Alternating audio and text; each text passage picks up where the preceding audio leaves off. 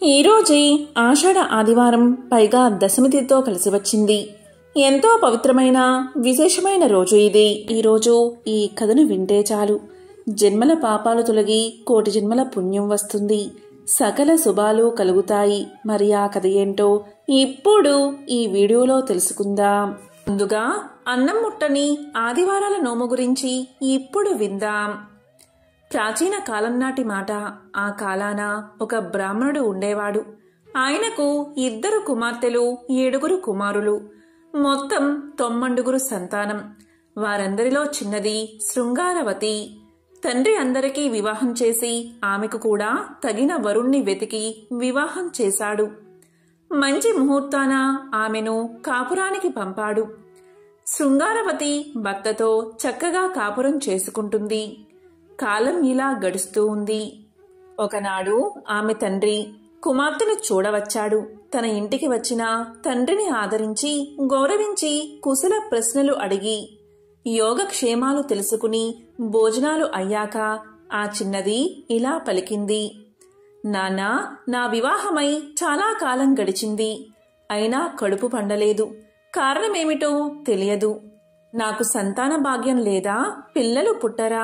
సంతానం లేని స్త్రీజన్మ వృధా అంటారు, వ్యర్థము అంటారు.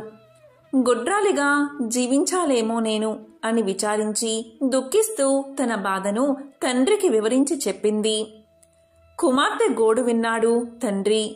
చాలా బాధపడ్డాడు. ఆ తండ్రి వెంటనే సూర్యనారాయణమూర్తిని ప్రార్థించాడు. దీంతో ప్రసన్నుడైన ఆ సూర్య భగవానుడు ప్రత్యక్షం కాగా అతనికి నమస్కారం చేసి వినయంగా తన కుమార్తె విషయం వివరంగా చెప్పాడు. విన్న బాలభాస్కరుడు ఇలా పలికాడు. ఓ భక్తా, విచారించకు. ఉపాయం చెప్తాను, అలాగే చెయ్యి. తప్పకుండా నీ కూతురి కడుపు పండి సంతానం కలుగుతుంది. నీవు నేను చెప్పినట్లు సోమి దేవమ్మ దగ్గరకు వెళ్ళు. ఆమె 360 నోములు నోచిన పుణ్యాత్మురాలు. నీ కుమార్తె యొక్క విషయమంతా ఆమెకు చెప్పి ఉపాయాన్ని అడుగు. తప్పకుండా ఆమె నీకు ఉపాయం చెప్తుంది. అలా చెయ్యి అని చెప్పి సూర్యభగవానుడు అంతర్ధానమయ్యాడు.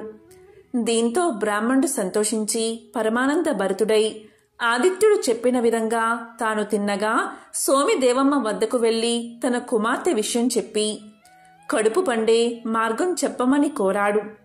అంతా విన్నది సోమి దేవమ్మ.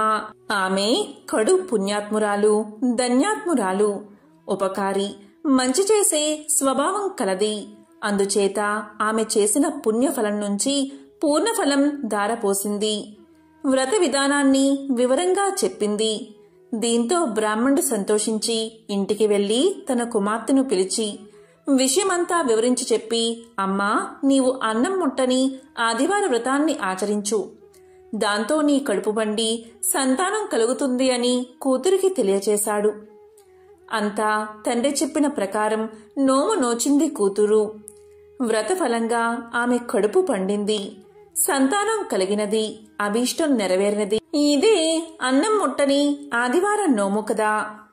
ఎంతో విశేషమైన ఈ కథను ఈ ఆదివారం రోజు విన్నా, చదివినా, చెప్పినా, వినిపించినా ఆ సూర్యనారాయణమూర్తి యొక్క సంపూర్ణ అనుగ్రహం మీకు కలుగుతుంది. ఇక ఆపదలేని ఆదివారపు నోము కథను ఇప్పుడు విందాం. పూర్వకాలం నాటి మాట. ఆ కాలాన ఒక బ్రాహ్మణుడు ఉండేవాడు. అతను బాగా ధనికుడు. సిరి సంపదలకు అతనుకు ఎటువంటి లోటు లేదు. సంతానానికి కూడా లోటు లేదు. చాలా మంచివాడు. స్వ పర భేదం లేకుండా అందరినీ ఆదుకునేవాడు. ఎవరికి ఏ ఆపద వచ్చినా ఆదుకునేవాడు. అందరికీ అందుబాటులో ఉండేవాడు. మంచి మనిషిని, మర్యాద గల బ్రాహ్మణుడని ప్రసిద్ధికెక్కాడు. మితిమీరిన దానాలు చేసేవాడు. ఎవరు ఏమైనా అడిగితే అది ఇచ్చేవాడు. లేదన్నదే లేదు ఆయన నోట. ఇలా కాలం గడుస్తుంది. కొంతకాలానికి అతడు నిరుపేదవాడయ్యాడు. సంపదలు హరించుకుపోయాయి. బాధలు ప్రారంభమయ్యాయి. సాయం అందిన వారే ముఖం చాటేశారు. ఎవరూ కూడా ఆ బ్రాహ్మణుణ్ణి ఆదుకోలేదు. అంతేకాదు, కీడు తలపెట్టారు కూడా. ఇబ్బందుల పాలు చేశారు. మంచికి మన్నన ఉండదు, మర్యాద ఉండదు. మంచివారికి వంచన తప్పదు. మోసం జరుగుతుంది, కుట్రలు జరుగుతాయి. అయినా ఎన్ని బాధలైనా సహించగలరు మంచివారు. కానీ మంచివారు మంచిగానే ఉండిపోతారు. పాపం ఒకనాడు ఆ బ్రాహ్మణుడు అష్ట ఐశ్వర్యాలతో తొలదిగినవాడు కడు పేదవాడయ్యాడు. ఒకసారి ఆ బ్రాహ్మణుడి భార్య కర్మసాక్షి అయిన సూర్య భగవానుణ్ణి, ఓ ప్రభూ, ఏమిటి ఈ వింత? నా భర్త 10 మందికి పెట్టాడే కాని ఎవరి వద్ద ఏం తీసుకోలేదే. అటువంటి మాకు ఏమిటి ఈ పరీక్ష? ఎందుకు ఈ దరిద్రం? ఏమిటి పేదరికం? మా లోపమేమిటి స్వామి అని శోకించసాగింది. అంతా ఆమె అంతరాత్మ ఇలా పలికింది, అమ్మా, విచారించకు, బాధపడకు, కష్టాలు కలకాలం ఉండవు. నీవు ఒక వ్రతాన్ని ఆచరించు. ఆ వ్రతం ఏంటి అంటావా? అదే ఆపదలేని ఆదివారపు వ్రతం. ఆ నోము నోచి చూడు, తప్పక నీకు మరలా ఏ లోటు ఉండదు అని ప్రబోధించింది. ఆ ఇల్లాలు ఆ విషయం భర్తకు వివరించి చెప్పింది. భర్త తప్పక ఆ వ్రతం ఆచరించమని పలికాడు. అంతేకాదు, అందుకు కావలసిన పదార్థాలు సిద్ధం చేయించాడు. ఆ ఇల్లాలు స్నానం చేసి శుచై శుభ్రంగా చక్కెర పొంగలు తయారు చేసి అరటి ఆకునందు ఉంచి మంచి ఆవు నెయ్యి వేసి సూర్య భగవానుడికి నైవేద్యం పెట్టింది. కన్నె ముత్తైదువుకు వాయినం ఇచ్చింది. ఈ విధంగా క్రమం తప్పకుండా వరుసగా విధి విధానంగా 12 ఆదివారాలు వ్రతాన్ని ఆచరించింది. తరువాత 13వ ఆదివారాన 26 మంది ముత్తైదువులకు పసుపు, కుంకుమ, రవికల గుడ్డలు, దక్షిణ తాంబూలాలు ఇచ్చి ఒక ముత్తైదువుకు వాయినం ఇచ్చి ఉన్నంతలో కలిగినంతలో అందరికీ భోజనం పెట్టి సుఖంగా జీవించింది ఆ ఇల్లాలు. ఈ వ్రత కథను ఎవరైతే శ్రద్ధా భక్తులతో వింటారో వారికి ఇహమందు సుఖ సంతోషాలు, పరమందు మోక్షము సిద్ధిస్తాయి. ఇది ఋషులు చెప్పిన విషయం. ఈరోజు పుష్య ఆదివార వ్రత కథను వింటే చాలు ఎంతటి మహాపాపాలైనా తొలగిపోతాయి. ఒక ఊరిలో ఒక షావుకారు ఉండేవాడు. వారికి 2 కుమార్తెలు. అయితే కొన్ని రోజులకు ఆ 2 కుమార్తెలను కోటీశ్వరులకిచ్చి ఎంతో వైభవంగా వివాహం జరిపిస్తాడు షావుకారు. ఇలా కొన్ని రోజులు గడిచిన తర్వాత ఆ షావుకారికి ముసలితనం వచ్చి షావుకారు, అతని భార్య చనిపోయారు. అక్కా చెల్లెళ్ళు వేర్వేరు గ్రామాల్లో ఉండడం వల్ల, వాళ్ళు దూరంగా ఉండడం వల్ల కలుసుకోలేకపోయారు. ఇలా తల్లిదండ్రులు చనిపోయిన తర్వాత అక్కా చెల్లెళ్ళు దూరం అయిపోయారు. ఈ విధంగా కొంతకాలం గడిచిన తర్వాత అక్కా చెల్లెల్లో పెద్దదాని పరిస్థితి కడు బీదరికంగా మారిపోయింది. తిండి దొరకడానికి కూడా కష్టమైపోయింది. కానీ చెల్లెలు మాత్రం మరింత ధనవంతురాలిగా తయారవుతుంది. ఎందుకంటే ఆ తల్లిదండ్రులు చేసే పూజలు, వ్రతాలన్నీ ఆ చెల్లెలు మాత్రమే చేసేది. కాని అక్క మాత్రం ఒక్క పూజైనా, ఒక్క వ్రతమైనా చేసి ఎరగదు. దీనివల్లే ఆమె పరిస్థితి చాలా బాధగా, దయనీయంగా మారిపోయింది. చెల్లెలు మాత్రం పుష్యమాసంలోని అన్ని ఆదివారాలు, అంటే పుష్య ఆదివారాలు పవిత్రమైన సూర్య భగవానుణ్ణి భక్తి శ్రద్ధలతో ఆరాధించేది. ఒక పూట భోజనం మాత్రమే చేసేది. సూర్యుడు అస్తమించక ముందే సాయంత్రం అల్పాహారం తిని ఇలా పుష్య ఆదివార వ్రతాన్ని ఆచరిస్తూ ఉండేది. ఇలా చేయడం వల్ల ఆమె ఎంతో సంతోషంగా, ఆరోగ్యాలతో తన కుటుంబంతో సుఖంగా జీవించేది. కాని అక్క మాత్రం పూజలు, వ్రతాలు ఆచరించకపోవడం వల్ల ఆమె పరిస్థితి చాలా పేదరికంగా మారిపోయింది.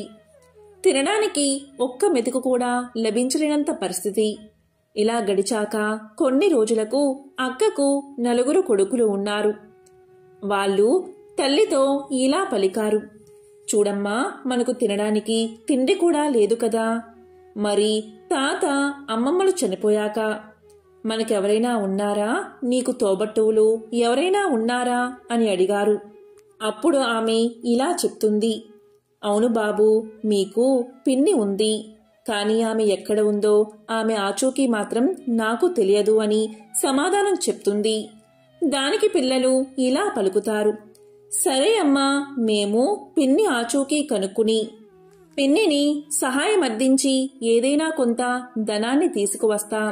అని పలికారు. అప్పుడు ఆ కుమారుల్లో మొదటివాడు మొదటి ఆదివారం రోజు వాళ్ళ పిన్నిని వెతుక్కుంటూ బయలుదేరాడు. ఇలా వెళ్ళగా వెళ్ళగా కొన్ని రోజులకు అతనికి వాళ్ళ పిన్ని ఆచూకీ తెలుస్తుంది. అప్పుడు ఆ పిల్లవాడు పిన్ని దగ్గరకు చేరుకుని ఇలా పలుకుతాడు. చిన్నమ్మ, మా పరిస్థితి చాలా దారుణంగా ఉంది. కటిక పేదరికాన్ని అనుభవిస్తున్నాం. మాకు తినడానికి తిండి కూడా లేదు అని తమ కథనంతా తెలియచేశాడు. ఇక వెంటనే ఆమె బాబును దగ్గరకు తీసుకుని అతనికి స్నానం చేయించి కొత్త బట్టలు వేసి కడుపు నిండా భోజనం పెట్టి ఒక గుమ్మడికాయ తొలిపించి దాంట్లో నిండుగా వజ్రాలు, బంగారం నిండుగా నింపి ఆ పిల్లవాడికి ఇచ్చి ఇలా చెప్తుంది. చూడు బాబు, దీన్ని తీసుకువెళ్ళి మీ అమ్మకు ఇవ్వు. దారిలో ఎక్కడా కూడా దీన్ని మర్చిపోకు, ఎవరికీ ఇవ్వకు, దీన్ని ఎక్కడా పెట్టకు అని చెప్పి పంపిస్తుంది. ఇక ఆ పిల్లవాడు సరే చిన్నమ్మ, వెళ్ళి వస్తాను అని చెప్పి ఆ గుమ్మడికాయ తీసుకుని తన నెత్తిమీద పెట్టుకుని వెళ్తూ ఉంటాడు. కొంత దూరం చేరుకున్నాక ఆ పిల్లవాడికి దాహం వేస్తుంది. ఇటు అటు చూడగా ఒక బావి కనిపిస్తుంది. ఇక బావి దగ్గరకు వచ్చి దాహం తీర్చుకుందామని ఆ గుమ్మడికాయను బావి మీద పెట్టి బావిలో నుంచి నీళ్లు చేద్దామని చూసేసరికి పైన ఆకాశంలో ఒక గద్ద తిరుగుతూ కనిపిస్తుంది. ఆ గద్ద ఆ గుమ్మడికాయను చూసి దాన్ని ఎత్తుకుపోతుంది. దాంతో పిల్లవాడు అయ్యో, నా గుమ్మడికాయ గద్ద ఎత్తుకుపోతుంది అని బోరున విలపిస్తాడు. అలా ఏడుస్తూ ఏడుస్తూ ఇంటికి చేరుకుంటాడు. ఇంటికి వచ్చాక జరిగిన విషయమంతా తల్లికి చెప్తాడు. అది విని వాళ్ళమ్మ ఇలా పలుకుతుంది. సరే నానా, మనకు చిన్నమ్మ ఆచూకీ అయితే తెలిసింది కదా. ఆ గుమ్మడికాయను గద్ద ఎత్తుకుపోతే మనం ఏం చేస్తాం? పోతే పోయిందిలే, బాధపడుకు అని కుమారుణ్ణి దగ్గరికి తీసుకుంది తల్లి. ఇలా కొన్ని రోజులకు మళ్లీ పుష్యమాసం 2వ ఆదివారం వచ్చింది. ఆ 2వ ఆదివారం రోజున 2వ కుమారుడు ఇలా పలుకుతాడు. అమ్మా, మొదటి వారం అన్నయ్య వెళ్ళాడు కదా, నేను ఈ వారం పిన్ని దగ్గరకు వెళ్లి కొంత ధనాన్ని తీసుకువస్తాను అని పలికాడు.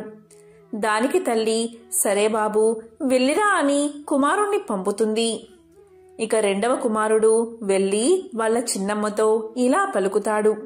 చిన్నమ్మ, నేను మీ అక్కగారి 2వ కుమారుణ్ణి.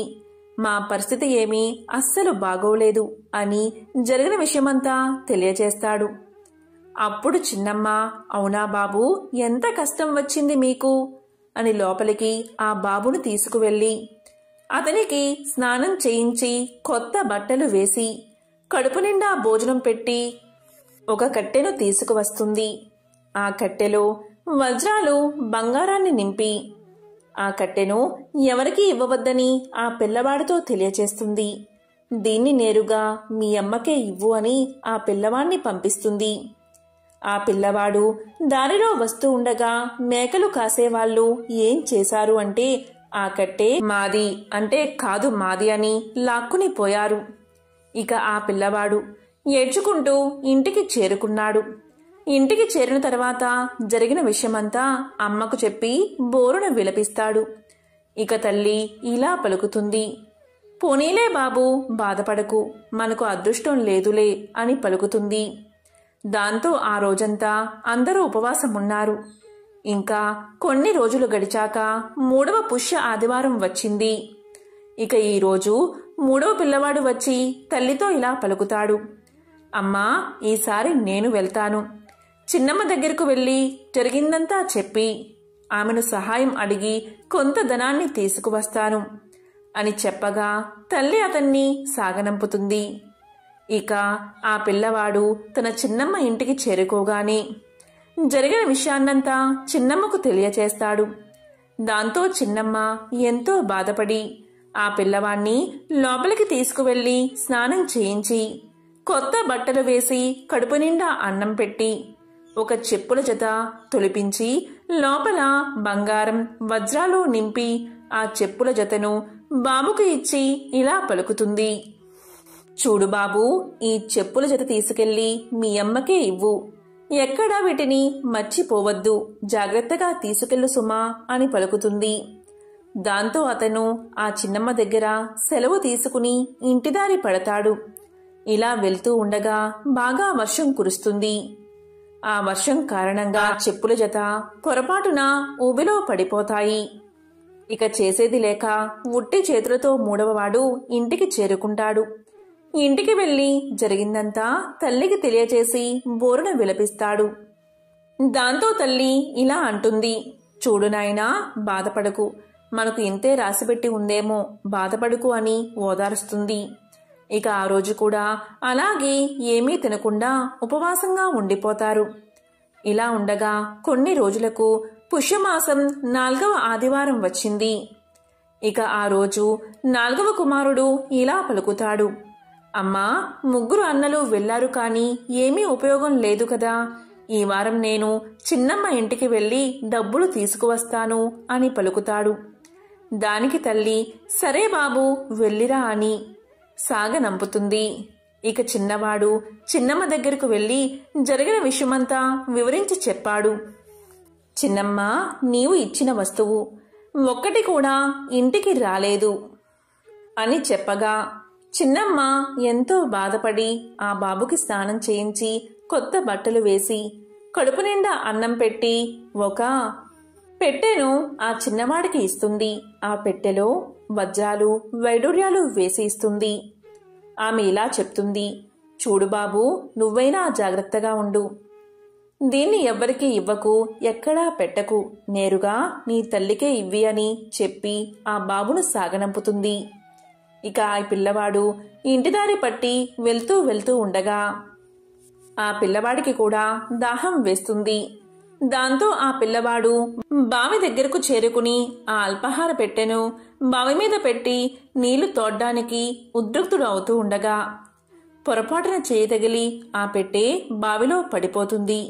ఇక చిన్నవాడు కూడా చేసేది లేక ఏడుస్తూ ఇంటి ముఖం పట్టాడు. జరిగిన విషయమంతా తల్లికి తెలియచేశాడు.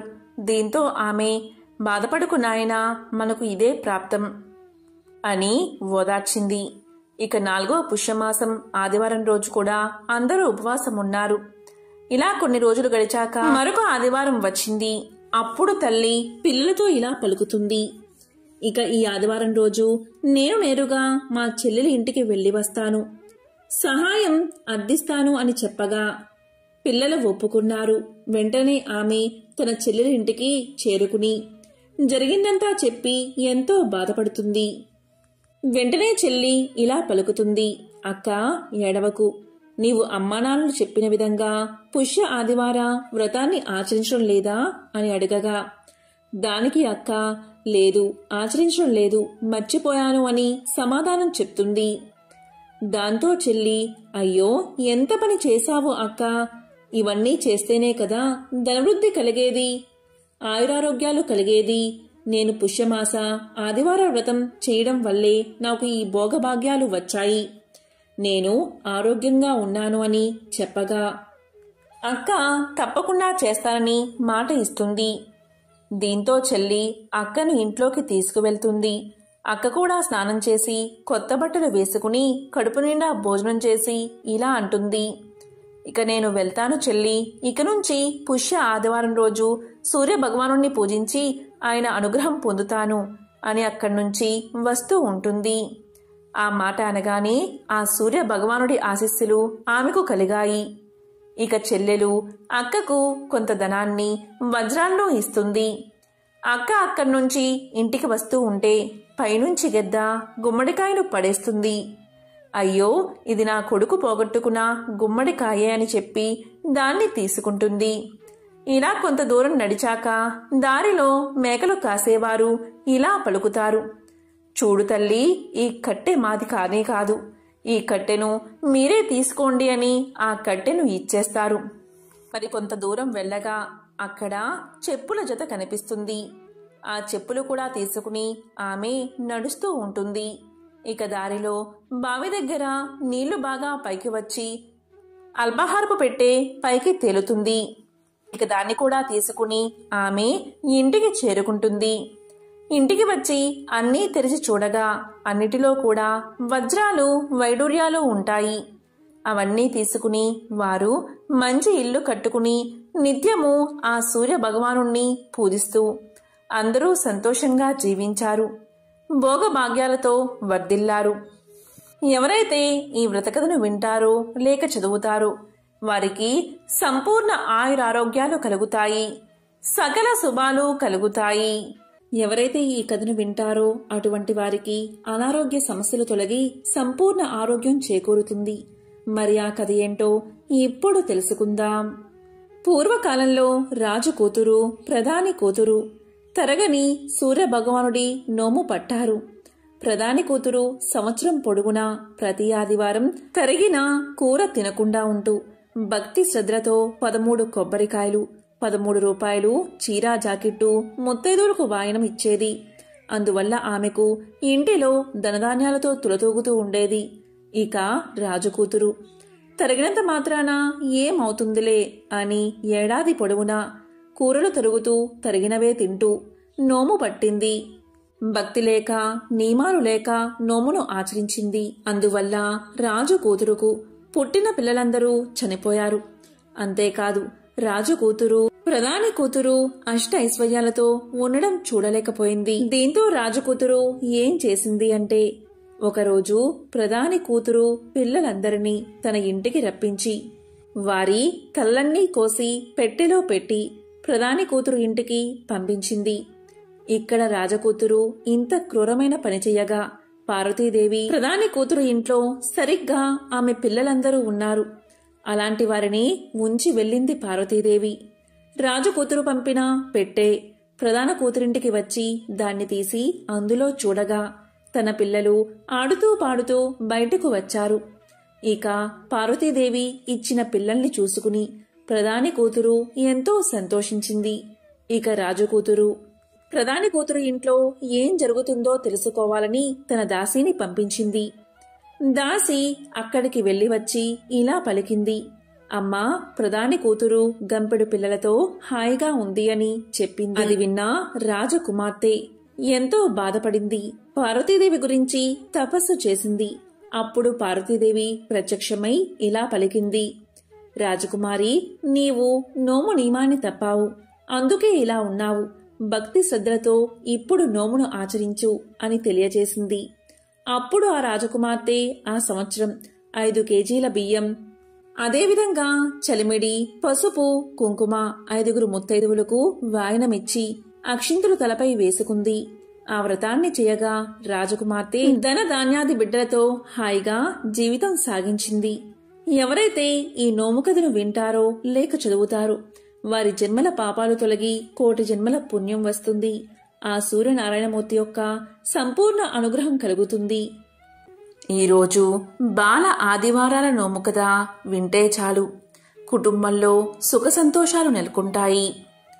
పూర్వం అవంతి పట్టణంలో ఒక బ్రాహ్మణ కుటుంబం నివసిస్తూ ఉండేది. వారు ఎంతో పేదవారు. ఆ బ్రాహ్మణ జంటకు ఒక కూతురు, ఒక కొడుకు ఉన్నారు. కొడుకుకు పెళ్లయింది. కోడలు అత్తా మామలను చక్కగా చూసుకుంటుంది. కూతురు చిన్నపిల్ల. ఇలా ఉండగా వాళ్ళింటికి ఒక యోగి భిక్షడనకు వస్తూ ఉండేవాడు. ఆ యోగి వచ్చినప్పుడల్లా ఆ ఇంట్లోని కూతురు ఆయనకు బియ్యం వేస్తూ ఉండేది. అలా బియ్యం వేసేటప్పుడు ఆ యోగి, నీకు గంగా స్నాన ఫలితం కలుగుగాక అని దీవిస్తూ ఉండేవాడు. అలాగే కోడల్ని చూసి మాత్రం దీర్ఘ సుమంగళీ భవ, సౌభాగ్యవతీ భవ అని దీవిస్తూ ఉండేవాడు. ఇదంతా గ్రహించిన కూతురు ఆ విషయాన్ని తల్లిదండ్రులకు తెలియచేసింది. కూతుర్ని మాత్రం గంగా స్నాన ఫలితం కలుగుగాక అని, అదేవిధంగా కోడల్ని దీర్ఘ సుమంగళీ భవ అని దీవించడం వెనుక ఏం రహస్యం ఉందో తెలుసుకోవాలి అనుకున్నారు. కానీ కూతుర్ని అలా దీవించడం చూసి ఎంతగానో దుఃఖించారు. మరుసటి రోజు ఆ యోగి వస్తే అతన్ని నిలదీసి అడుగుదామని కూతురుతో అన్నారు. ఇంకా మరుసటి రోజు ఆ యోగి రానే వచ్చాడు. ఆ యోగి వచ్చి భిక్షం అడగగా ఆ చిన్నపిల్ల వచ్చి భిక్షం వేసింది. మళ్ళీ ఆ పిల్లను గంగా స్నాన ఫలితం కలుగుగాక అని యోగి దీవించాడు. ఇక అక్కడే ఉన్న కోడల్ని మాత్రం దీర్ఘ సుమంగళీభవ అని దీవించాడు. అది చూసిన బ్రాహ్మణ దంపతులు ఇలా అన్నారు, ఏమిటి స్వామి, నా కూతురు ఏం పాపం చేసింది? నా కూతురిని ఎందుకు దీర్ఘ సుమంగళీభవ అని దీవించడం లేదు అని అడిగారు. అప్పుడు యోగి ఇలా సమాధానం చెప్పాడు, చూడు తల్లి, మీ కూతురుకు పెళ్లి కాగానే కొంతకాలానికి భర్త మరణిస్తాడు. అందుకే ఇలా దీవించాను. మీ కోడలికి 5వతనం ఉన్నందున ఇలా దీవించాను అని చెప్పాడు. అది విన్న బ్రాహ్మణ దంపతులు బోరున ఏడ్చారు. కూతురు కూడా ఎంతగానో దుఃఖించింది. ఇక బ్రాహ్మణ దంపతులు ఆ యోగి కూతురి కష్టం నుంచి బయటపడే ఉపాయం చెప్పమని ప్రాధేయపడ్డారు. అప్పుడు యోగి ఇలా చెప్పాడు, చూడు ఉత్తమ దంపతుల్లారా, మీ కూతురుకు పెళ్లి అవుతుంది. కొంతకాలానికి భర్త చనిపోతాడు. అతన్ని ఇంటి లోపలే ఉంచి మీ అమ్మాయిని గంగా స్నానానికి తీసుకువెళ్ళండి. అలా మీరు మీ అమ్మాయిని గంగా స్నానానికి తీసుకువెళ్లే సందర్భంలో దారిలో ఒక ముత్తైదువు చీరల మూట కట్టిన పసుపు కుంకుమ పడిపోతాయి. పడిపోయిన ఆ పసుపు కుంకుమలను మీ కూతుర్ని తీసుకోమని చెప్పి మీరు కూడా ఆ ముత్తైదువు స్త్రీ వెనకాలే వెళ్ళండి. ఆ ముత్తైదువ స్త్రీ గంగా స్నానం చేయబోయే ముందు ఆ కొంగుకు గల పసుపు కుంకుమలు లేకపోవడం చూసి బోరున ఏడుస్తుంది. అప్పుడు మీ పిల్ల దగ్గర ఉన్న పసుపు కుంకుమలు ఇప్పించండి. ఇదిగోనమ్మా నీ పసుపు కుంకుమ అని మీ కూతురు ముత్తైదువుకు ఆ పసుపు కుంకుమల్ని ఇవ్వమనండి. అలా ఇవ్వగానే ఆమెను మీ పిల్లకు కొంచెం పసుపు కుంకుమ తిరిగి ఇవ్వమనండి. అలానే ఇస్తుంది. అలా ఇవ్వగానే గంగా స్నానం చేసి మీరు ఇంటికి వచ్చేలోపు మీ అల్లుడు తిరిగి బతుకుతాడు అని చెప్పాడు యోగి. ఇది విన్న బ్రాహ్మణ దంపతులు ఎంతగానో సంతోషించారు. ఇక వారు తమ కూతురుకు యుక్త వయసు రాగానే వివాహం చేశారు. ఇలా చెయ్యగా కొన్ని రోజులకు భర్త చనిపోతాడు. ఇక వెంటనే ఆ అల్లుడి శవాన్ని ఇంట్లోనే ఉంచి గంగా స్నానానికి వారు వెళ్తారు. చెప్పిన విధంగా ముత్తైదువు చేతుల మీదుగా పసుపు కుంకుమలు తీసుకుని ఇంటికి వచ్చేసరికి అల్లుడు బతుకుతాడు. ఇక వారు ఎంతగానో సంతోషిస్తారు. ఇదే బాల ఆదివారాల నోము కదా. ఈ కథను విన్నంతనే మహాపాపాలైనా తొలగిపోతాయి. స్త్రీలు ఈ కథను వింటే చాలు ముత్తైదువుగా దీర్ఘ సుమంగలిగా జీవిస్తారు. పూర్వకాలంలో కావేరీ నదీ తీరంలో శివశర్మ అనే పరమేశ్వరుడి మహాభక్తుడు ఉండేవాడు. అతను ఎన్నో శాస్త్రాల్లో ఎంతో ప్రావీణ్యత సంపాదించిన వాడే. చుట్టుపక్కల గ్రామాల్లో తనకు మించిన పండితుడు లేడని పేరు తెచ్చుకున్నాడు. ముఖ్యంగా జ్యోతిష్య, వ్యాకరణ శాస్త్రాల్లో ఎంతో పేరు ప్రఖ్యాతులు సంపాదించాడు. ఆ దంపతులకు 2 కుమార్తెలు. 2కి మంచి వరులతో వివాహం జరిగింది. ఇదంతా ఆ పరమేశ్వర అనుగ్రహంగా తలిచేవారు. అతని భార్య సుమతి కూడా భర్తకు చేదోడు వాదోడుగా ఉండేది. ప్రతి ఏకాదశి నాడు శివశర్మ ఏకాదశి రుద్రాభిషేకం చేసేవాడు. ఆనాడు ఇంటికి వచ్చిన బంధువులకు, స్నేహితులకు ఆ దంపతులు భోజనం పెట్టకుండా పంపేవారు కాదు. ప్రతి క్షణం శివశర్మ దంపతులు ఆ పరమేశ్వరుణ్ణి స్మరిస్తూ కాలం గడపసాగారు. ఇంతలో ఒక్కసారిగా శివశర్మకు ఏదో కంటివ్యాధి వచ్చి చూపు సరిగ్గా కనిపించడం లేదు. ఎన్ని రకాల మందులు వాడినా ఫలితం లేకపోయింది. రోజురోజుకి కంటి చూపు ఇంకా మందగించసాగింది. చూపు సరిగ్గా కనపడక ఒకనాడు కాలికి ఏదో వస్తువు తగిలి పడ్డంతో మోకాలు విరిగి 2 నెలలు మంచం మీదనే ఉండవలసి వచ్చింది. ఎప్పుడు ఆ పరమేశ్వరుణ్ణే స్మరించే తమకు ఇన్ని బాధలు ఎందుకు వచ్చాయా అని ఆ దంపతులు ఎంతో కుంగిపోయారు.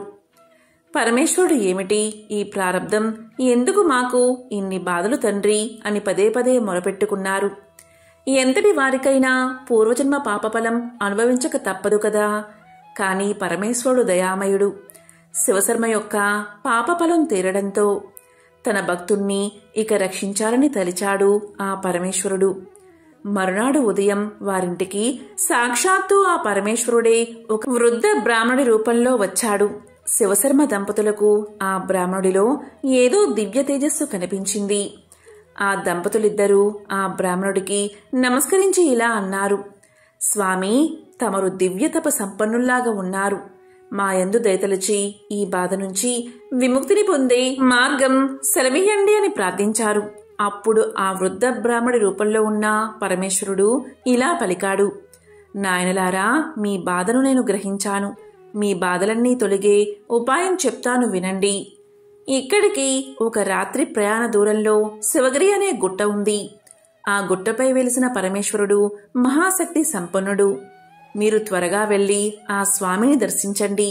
ఆ స్వామి యొక్క దివ్య దర్శనంతో మీ బాధలన్నీ వెంటనే తొలగిపోతాయి అని సెలవిచ్చాడు. ఇక శివశర్మ భార్యతో కలిసి మరుసటి వారమే బయలుదేరి శివగిరి ప్రాంతాన్ని చేరుకున్నాడు. కొండ మీదకు మెట్లు సరిగ్గా లేవు. కొండ కూడా కొంచెం ఎత్తుగానే ఉంది. కంటిచూపు సరిగ్గా కనపడక ఈ కాలినొప్పుతో అసలు ఎక్కగలనా అని శివశర్మకు సందేహం వచ్చింది. కొండపైనుంచి కిందకి దిగుతున్న భక్తులను ఎన్ని మెట్లు ఉన్నాయి అని అడిగాడు వారు. ఇక శివశర్మ దంపతులతో దాదాపు 1000 మెట్లు ఉన్నాయని, 2 గంటల కంటే ఎక్కువ సమయం పడుతుందని వారు చెప్పారు. ఇక శివశర్మకు ఎంతో బాధ కలిగింది. ఈ కాలినొప్పుతో ఎలా ఎక్కగలనా అని తలిచాడు.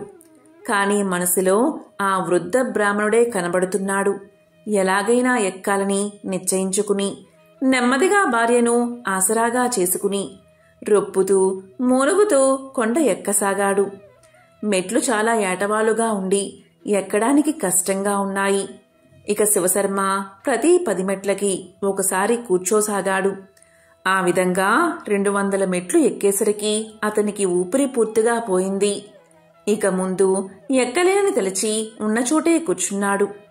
అప్పుడే మెట్లు ఎక్కుతున్న భక్తుల్లో ఒకరు ఇతని దగ్గరకు వచ్చి, స్వామి, నాతో రండి, మీరు తేలిగ్గా మెట్లు ఎక్కగలుగుతారు అని చెప్పి శివశర్మ యొక్క చెయ్యి పట్టుకుని లేపాడు. శివశర్మకు ఆ భక్తుడి చెయ్యి తగలగాని ఒక్కసారిగా శరీరమంతా ఏదో విద్యుత్ ప్రసరించినట్లు అయినది.